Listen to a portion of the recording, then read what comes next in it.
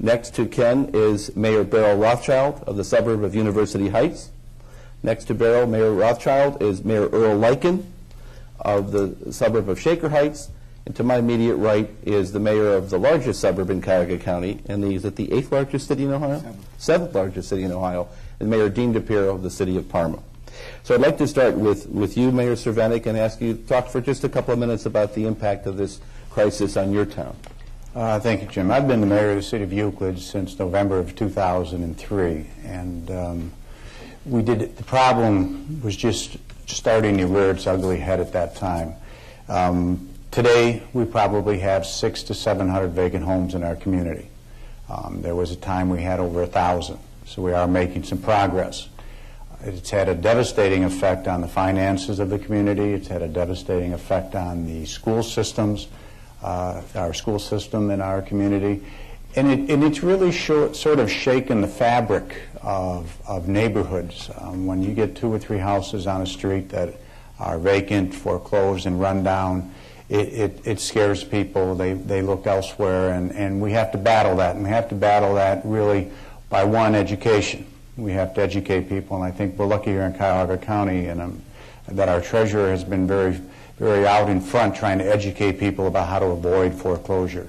And then we have to abate the problem. We've got some very, very aggressive abatement programs in our city that cost us decent amounts of money.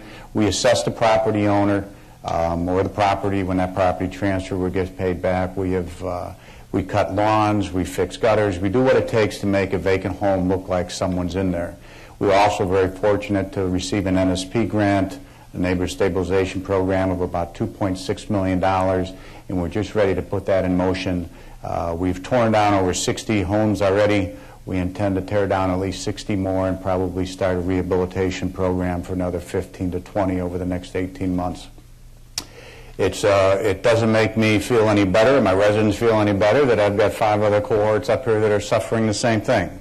But it's a countrywide problem, it's a northeastern Ohio problem, and we all need to work together in a cooperative manner to solve it. Mayor Fitzgerald? Sure. I think you're probably going to be hearing a lot of the same things from all of us up here because we're facing a common set of problems. One thing that struck a chord with me that Mayor Cervenik just mentioned is that some of the costs of the foreclosure crisis are difficult to quantify because it has to do with the fabric that connects the community together.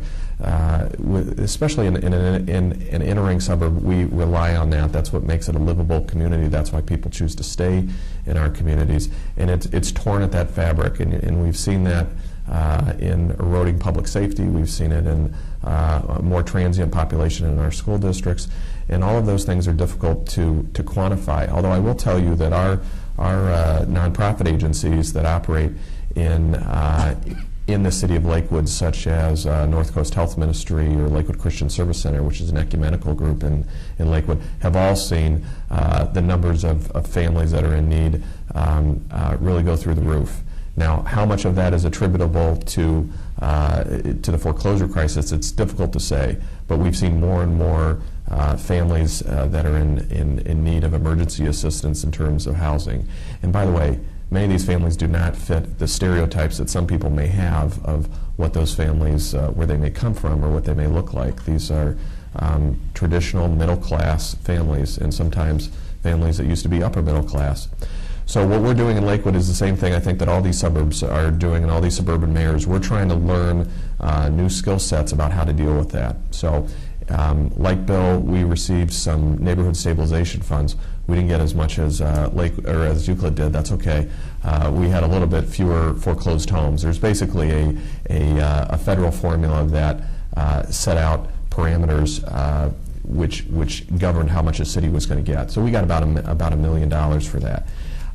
We've also been more aggressive with lending institutions in terms of telling them that if a property is bank owned and it's not being maintained, we're basically, if you're not going to maintain it, we're going to take it from you. We're going to drag you into court. We're going to knock the house down if we have to, if you're not going to maintain it. And we've managed to get some results in that way. We're also streamlining all of our enforcement projects or processes. In Lakewood, it used to take about 6 months to go even from the initial complaint to the first court date in housing court. So it wasn't even anything we could blame on the judicial system, because it wasn't even getting to the judicial system.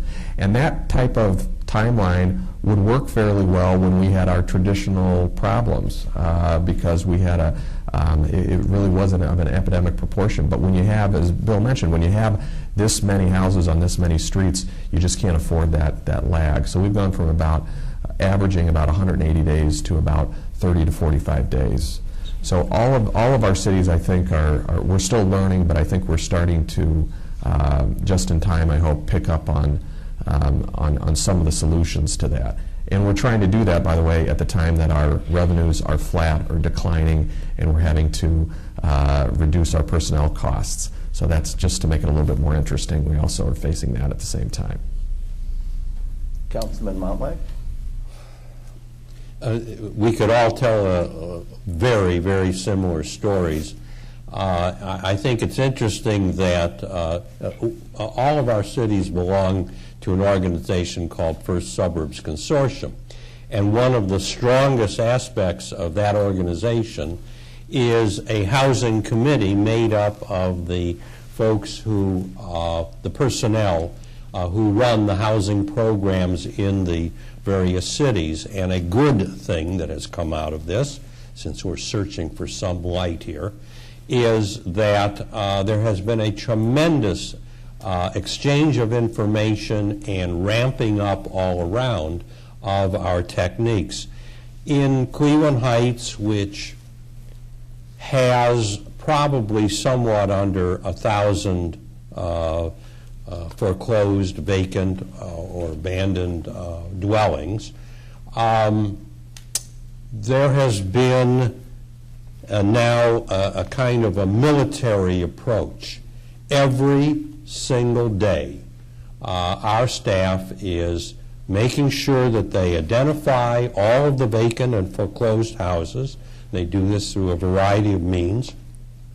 They make sure that they identify the party responsible for the dwelling, which more and more, it will not surprise you to know, are lenders or their service companies. They monitor the property, and as has already been stated here, we move this, if we have to, we move it through the judicial system in our city, and or do quick nuisance abatement and immediately certify it down for tax liens. And as already has been said, this has a tremendous effect on every neighborhood. And it was mentioned that, well, because of the fiscal and economic situation, our staffs have been reduced, and pretty much across the board that's been the case. But at the same time, because of the dislocations and the impact, the revenues that enable cities and municipalities to work at this have been substantially reduced. So you have at every aspect of this closed cycle, it is bad news. But I would just end by saying that as a result of some very good cooperation with the county, the 211 program, agencies like ESOP and NeoCan-Do, we are out there proactively, all of our cities, working with the residents, and things look like, in my opinion, we are going to get by this soon.